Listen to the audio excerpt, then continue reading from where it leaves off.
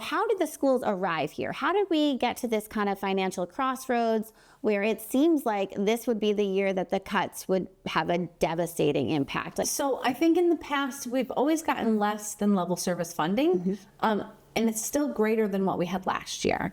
And so a lot of people, if they just look at the numbers, they're like, oh, it's more, you're fine. Right. But it's not covering the inflation, and it's not covering the additional costs of things, and it's not covering the additional students' needs that we're trying to support. Yeah.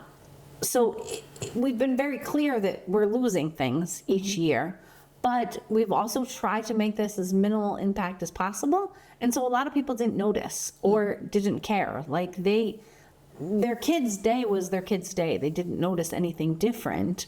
And people who had children who needed more services were still getting those services because we have to provide those services. And so the committee has, been saying it all along. It's been known, through our town departments, through the budget process and through town meeting, what it's going to look like. We run a budget hearing every year, but this is the first year that folks have really started paying attention because the cuts are going to be very visible. And I will say just, as a resident and kind of, really invested, in this current situation that we're in, it must be hard to get this information out to the town as a whole, right? I think in general, I didn't understand just how bad things were looking for our schools and how we're losing things every year. And I don't fault anyone for not knowing. Yeah. Like, why would you look to know? Like, if things seemed the same to you, you wouldn't necessarily worry. Right. But I'm really glad there's a lot of people paying attention now and realizing what has been happening all along. There are certainly a lot of people out there wondering if is there someone to blame? Is there a mismanagement issue? What's going on there? And how do we kind of quell that fear that this is, like we've been saying, something that we've been knowing was coming. I know that it's really hard for everyone to realize this just happened. I can't point the finger at one person and say it's your fault, you did this. Right. There's just not enough money to go around. Yeah. And the town has needs and the school has needs, and we've had to make it work by how we've had to make it work. I don't think anybody's done anything wrong. I think that it's just we haven't been able to keep up with inflation, and costs of services that we have skyrocketed.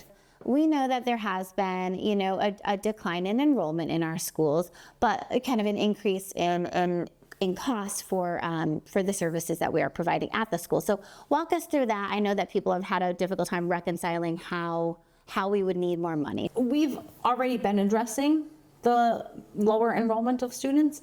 If you look at the percentage that our student population has decreased, that's also the percentage of our homerooms that have decreased. We are matching that. It's not like we're asking for an equal amount of money, but we have 100 less students, right? We are acknowledging that, and that is coming up year after year. And that was in some of the cases when cuts were made that people didn't notice, they didn't notice.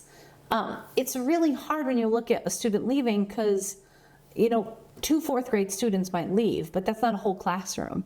And so you kind of have to play the game of where the cuts are going to be made and where things are going to happen.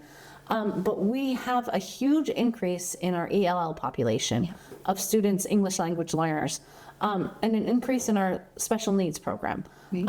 Kids need more services and more kids need services.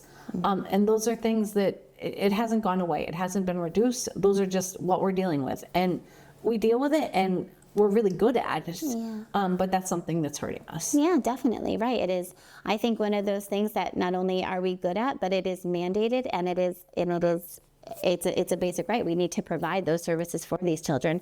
And I do know, just kind of in the research that I've been doing, is that our special needs population has doubled, right? And so I think that that's significant, and I think that that is something that is maybe difficult to understand. And that there's been some increase in fixed costs too, right? Just insurance costs and things like that. The health insurance has been the biggest driver for employees, and even basic things like heating oil has gone up. And we have all seen that in our own homes and in our own lives, and it's just much larger when we're talking about the school system. Yeah. All right. Well, thank you so much, Heidi. You're welcome.